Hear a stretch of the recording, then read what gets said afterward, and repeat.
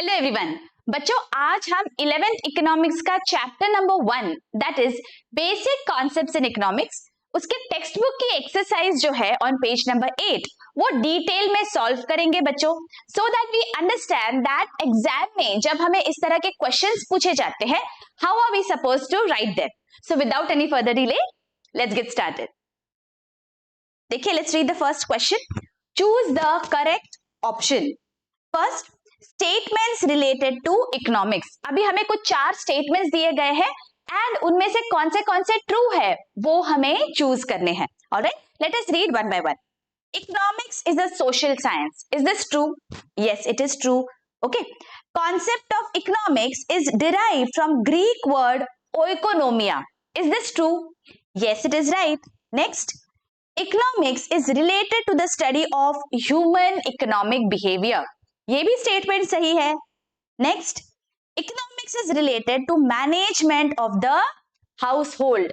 अब ये वाली भी स्टेटमेंट ट्रू है। इसका मतलब ये चारों के चारों जो स्टेटमेंट्स हमें दिए गए हैं दोज आर करेक्ट। तो हमारा ऑप्शन क्या है यहाँ पे देखो, A B C and D. So this is our fourth option where all the statements are correct. Okay, next, statements incorrect with reference to Adam Smith's definition. अभी यहाँ पे हमें इनकरेक्ट वाली स्टेटमेंट ढूंढनी है। ओके, पहले वाले सिनेरियो में हमने सारे करेक्ट स्टेटमेंट्स को ढूंढा था। अब यहाँ पे एडम स्मिथ की जो डेफिनेशन है, याद करिए इकोनॉमिक्स की जो डेफिनेशन है, एडम स्मिथ जो है उन्होंने हमें wealth oriented definition of economics सिखाई है। तो अभी we will consider that definition and look at these 4 statements and check कौन सी वाली स्टेटमेंट गलत है। Let us see. Adam Smith is a classical economist. Is this true? Yes, it is. Next, Wealth of Nations is authored by Adam Smith. ये भी सही है। Economics is the science of wealth. ये भी बात सही है। And last, Economics studies common man. अब ये जो है studies common man, क्या ये definition हमें Adam Smith के definition में दिया गया था? Adam Smith के definition में हमें ये नहीं बोला गया था। यस, हमें ये वेलफेयर ओरिएंटेड डेफिनेशन में जरूर बोला गया है, लेकिन यहाँ पे हमें तो सिर्फ एडम स्मिथ की डेफिनेशन को कंसिडर करना है। इसीलिए ये वाली statement will be incorrect, will be false as far as Adam Smith's definition is concern. I am getting this? यहाँ पे तीनों स्टेटमेंट सही है। लास्ट वाली जो डी वाली स्टेटमेंट है दैट इज इनकरेक्ट और हमें इनकरेक्ट फाइंड आउट करना है। तो यहाँ पे D will be our answer. अब देखो बच्चे, यहाँ पे एक सिली मिस्टेक हम क्या कर देते हैं, Because we are so excited that we know this answer correctly, हमें ये भी देख लिया कि पहले 3 स्टेटमेंट सही है, A, B, C, D is incorrect। लेकिन हम जब ऑप्शंस की ओर बढ़ते हैं, हम क्या करते हैं, A, B, C वाले ऑप्शन को, मतलब इस ऑप्शन को टिक कर देते हैं और हमारा पूरा के पूरा मार्क चला जाता है। Why did we do this? Because हमने ये क्वेश्चन ठीक से पढ़ा नहीं। इस क्वेश्चन में हमें क्या दिया गया था, स्टेटमेंट्स इनकरेक्ट। इनकरेक्ट वाली स्टेटमेंट को यहाँ पे हमें चूज करना है। तो एबीसी तो करेक्ट है ना। So what you have to do, please check what has been asked and then tick the option. देखिए, ऑब्जेक्टिव टाइप में बच्चों मैं बार बार आपको कहती हूँ, बहुत कम समय में आपको फुल 1 मार्क मिल जाता है। You will hardly take half a minute और 1 मिनट फॉर एवरी ऑब्जेक्टिव, है ना। तो ensure that you don't make any silly mistake here, ठीक है। Key points in Lionel Robins's definition। अभी लायनल रॉबिन्स ने हमें scarcity oriented definition दी है। So let us see क्या क्या बोला है यहाँ पे। Wants are unlimited, true. Means are limited, fair. Next, wants are not gradable। क्या ये सही है? No, we can definitely grade our wants। तो ये वाला जो statement है that is incorrect। Next, means have alternative uses। अब ये भी सही है। मतलब यहाँ पे key points in Lionel Robins definition में कौन से पॉइंट्स आएंगे, यहाँ पे A, B and D key points पूछा गया है हमें। So A, B and D will be our answer. So answer number 3। Okay, next, statements related to wealth. अभी कौन सी स्टेटमेंट रिलेटेड टू वेल्थ है, let us see. Wealth means anything which has market value and can be exchanged for money। तो wealth का meaning है, सही है ये।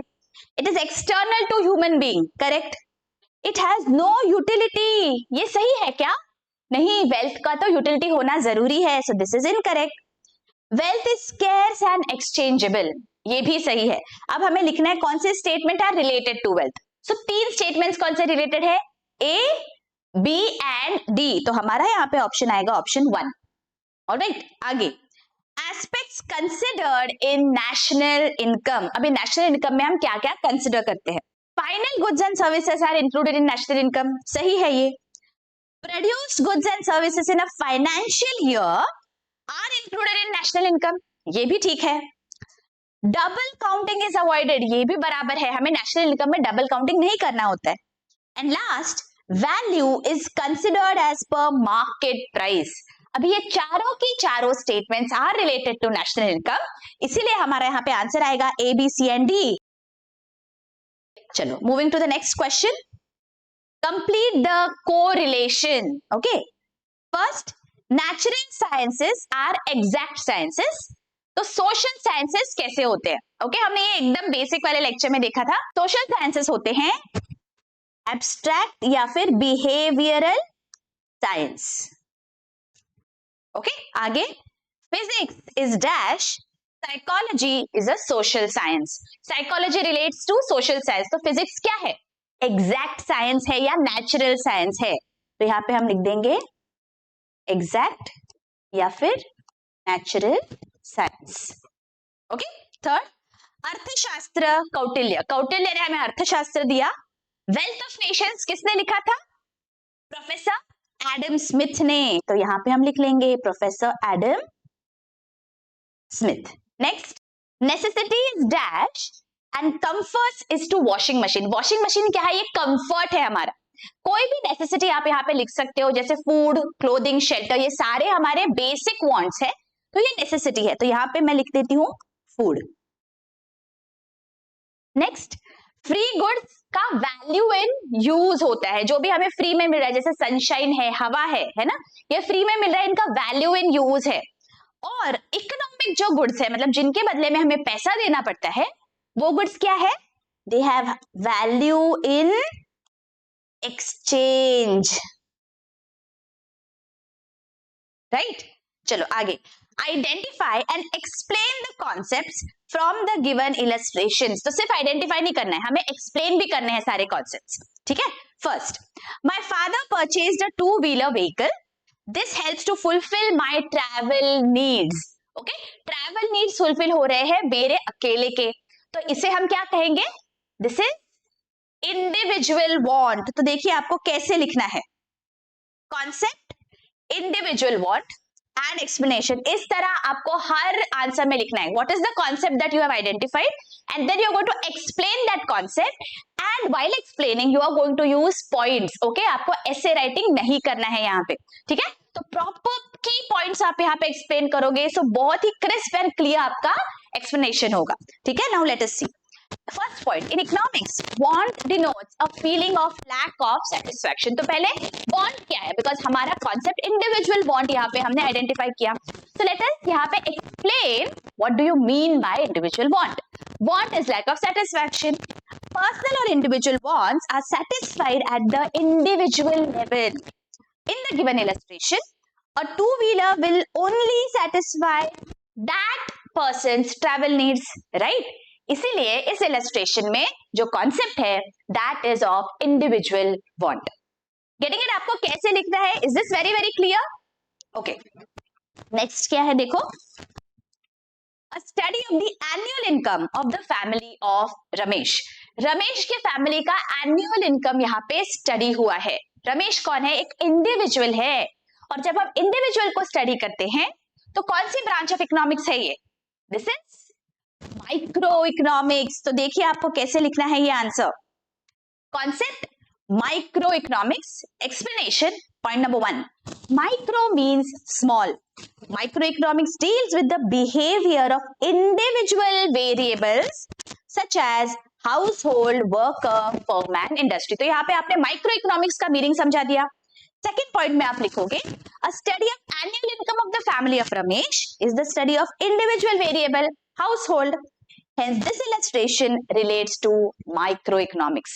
मतलब आपने क्या किया, कॉन्सेप्ट जो आपने बोली है उसका पहले आपको एक्सप्लेनेशन देना है दैट माइक्रोइकोनॉमिक्स क्या है and how the given illustration is of microeconomics, ये आपको एक्सप्लेन करना है एंड आपका आंसर कंप्लीट हो जाएगा। बिलीव मी बच्चों, if you write your answers in this fashion आपको बहुत ही अच्छे मार्क्स मिलेंगे इकोनॉमिक्स में, but you have to ensure that यहाँ पे आप बीट अराउंड द बुश नहीं करना है, exact crisp and clear to the point आपका आंसर होना चाहिए। ओके, चलो आगे। As per the data for financial year 18-19, the country's production of goods and services increased by 20%. Okay, हमें एक फैक्ट यहाँ पे दिया गया है। अब कंट्री का गुड्स एंड सर्विसेज का प्रोडक्शन जो है वो इंक्रीज हो गया। अब याद करिए हमने ये कहाँ पे कौन सा कॉन्सेप्ट पढ़ा था, जो कंट्री के गुड्स एंड सर्विसेज के प्रोडक्शन से रिलेटेड है। क्या कहते हैं हम उसे कहते हैं नेशनल इनकम, राइट। अभी हमने एक ऑब्जेक्टिव टाइप में भी देखा that what has the country produced during the year, isn't it. और यहाँ पे हमें दिया गया है ये इंक्रीज हो गया है 20% से। तो अगर नेशनल इनकम में कोई क्वांटिटी इंक्रीज हो जाती है तो हम इसे क्या कहते हैं, हम इसे कहते हैं इकोनॉमिक ग्रोथ। वहां पे ग्रोथ हो रहा है उस कंट्री में, तो the concept here is economic growth, right. So let us see how we are going to write this concept economic growth and explanation देंगे। First, in economics national income is the aggregate money value of all final goods and services produced in an economy during a year। इस तरह आपको full meaning लिखना है। देखिए national income का सारे points cover हो गए। नेशनल इनकम क्या है, एग्रीगेट मनी वैल्यू है।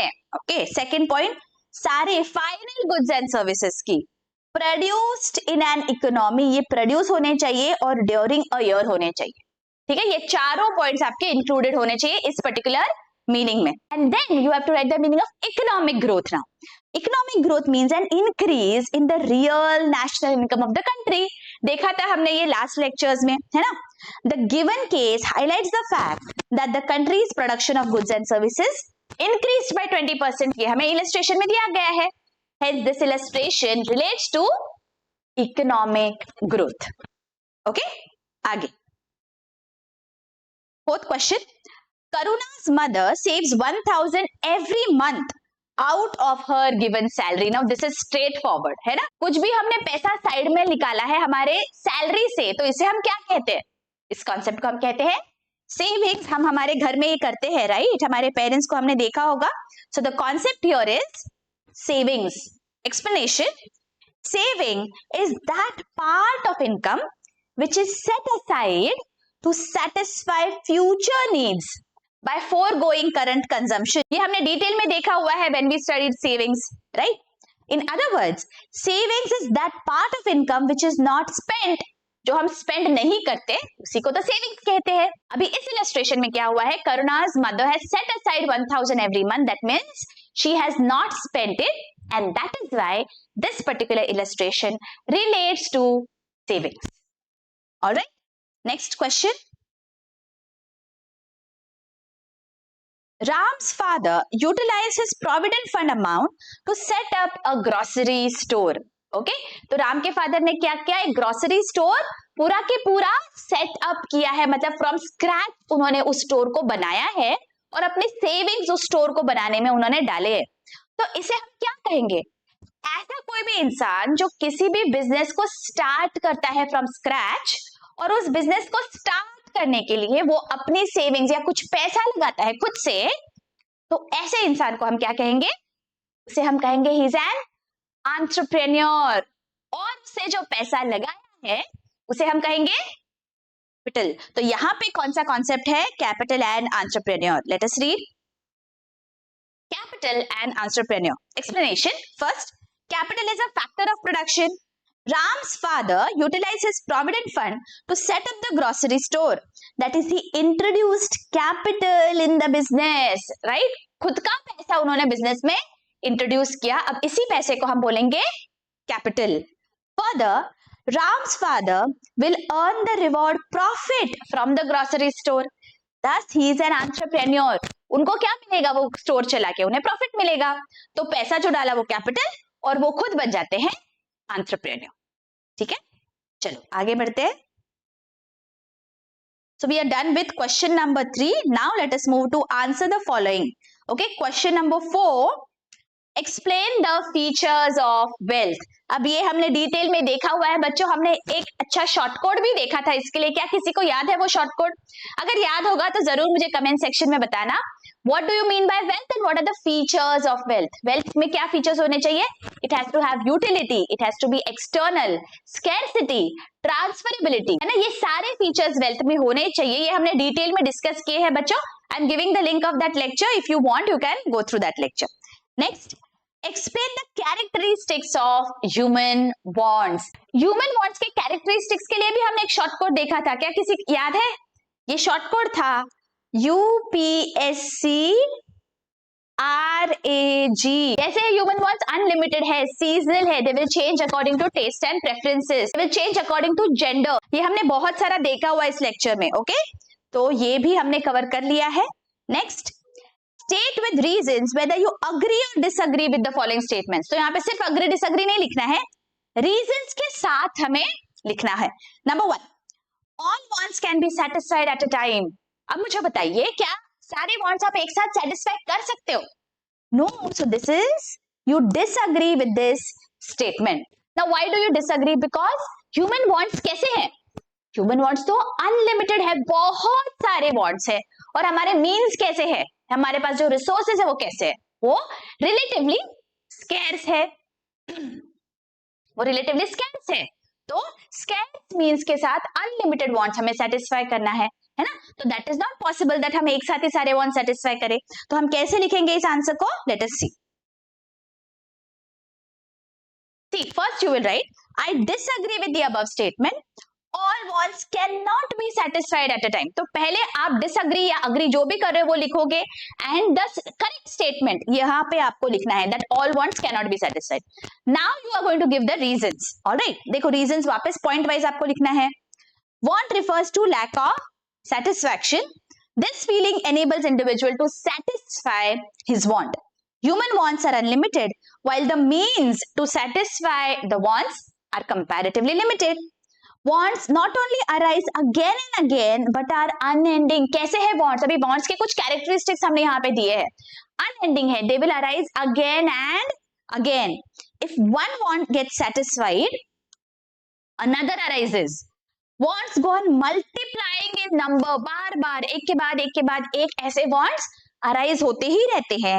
Several human wants occur again and again, while some might be occasional. तो देखिए यहाँ पे हमने थोड़े wants के characteristics यहाँ पे दिए हैं जो हमें बताते हैं that wants बहुत सारे होते हैं, ये कभी भी end नहीं होते, एक के बाद एक आते रहते हैं. इसीलिए हम कभी भी एक साथ सारे wants satisfy नहीं कर सकते. ठीक है, चलो नेक्स्ट क्वेश्चन क्या है? Second, human wants change as per seasons and preferences. क्या ये सही है statement? Yes of course, this is right, है ना? Human wants keep on changing. जैसे सीजन रहेगा उस तरह से चेंज होंगे और प्रेफरेंसेस के हिसाब से भी चेंज होते रहते हैं, राइट? तो किस तरह हम लिखेंगे? I agree with the above statement, and then of course you have to write the reasons. Number 1, want refers to a feeling of lack of satisfaction. This enables the individual to satisfy his want. पहले want क्या है ये हमने यहाँ पे specify कर दिया. अब आगे बढ़ते हैं. Individual habits, tastes and preferences greatly influence wants of the people. Example, अगर कोई ऑफिस गोअर है तो उसको फॉर्मल ड्रेसिंग लगेगा, लेकिन अगर कोई कॉलेज में जा रहा है स्टूडेंट तो उसे कैजुअल वेयर लगेगा, है ना? तो this has change according to taste and preferences. And human wants also change as per season, right? अगर रेनी सीजन है तो हमें अम्ब्रेला चाहिए, अगर विंटर है तो we will need woollen clothes. So that is why we say that human wants keep on changing according to taste, preferences and seasons. Alright, चलो next. Third, value in use and value in exchange are the same. क्या ये same है? No. So you have to write I disagree with this statement, and then you will write value in use and value in exchange are not the same. Okay, हमने एक lecture में ये detail में देखा था बच्चों that value in use किसे कहते हैं, वैल्यू इन एक्सचेंज किसे कहते हैं, और हमने पैराडॉक्स भी देखा था. किसे याद है वो पैराडॉक्स? वाटर डायमंड पैराडॉक्स भी देखा था. वैल्यू इन यूज किसे कहते हैं? किसी भी चीज की जब यूटिलिटी बहुत ज्यादा होती है, जैसे सनलाइट है, एयर है, ये फ्री में मिलता है लेकिन इनका वैल्यू इन एक्सचेंज कुछ भी नहीं है, तो ये वैल्यू इन यूज हाई है इनका, है ना? और वैल्यू इन एक्सचेंज क्या होता है? Whenever we are exchanging goods and services for money, तो that has value in exchange, है ना। ये हमने डिटेल में देखा हुआ है बच्चों। I am giving the link in the i button, you can go and check that lecture. Okay, and last question हमारा है answer in detail, explain basic concepts of macro economics. तो ये बेसिक कॉन्सेप्ट्स भी हमने सारे देखे थे बच्चों। यहाँ पे हमने देखा था what do you mean by wealth, what is savings, what is national income, economic growth, economic development, सब डिटेल में देखा है। सारे कॉन्सेप्ट्स आपको यहाँ पे एक्सप्लेन करने हैं। You have to give little explanation of all those concepts here. Okay, तो बच्चों इसी के साथ हमारी ये एक्सरसाइज यहाँ पे खत्म होती है of chapter number 1 on page number 8। I hope आपके सारे डाउट्स क्लियर हो गए हैं दैट किस तरह आपको अटेम्प्ट करना है आपके पेपर में क्वेश्चंस को। एंड अगर आपको लेक्चर अच्छा लगा है, don't forget to hit the like button, और जाते जाते आपके उस फ्रेंड के साथ ये लेक्चर जरूर शेयर करिएगा जिसे एग्जाम में आंसर्स को कैसे लिखना है इसमें डाउट है। मिलती हूँ आपको नेक्स्ट लेक्चर में। Till then take care, bye bye.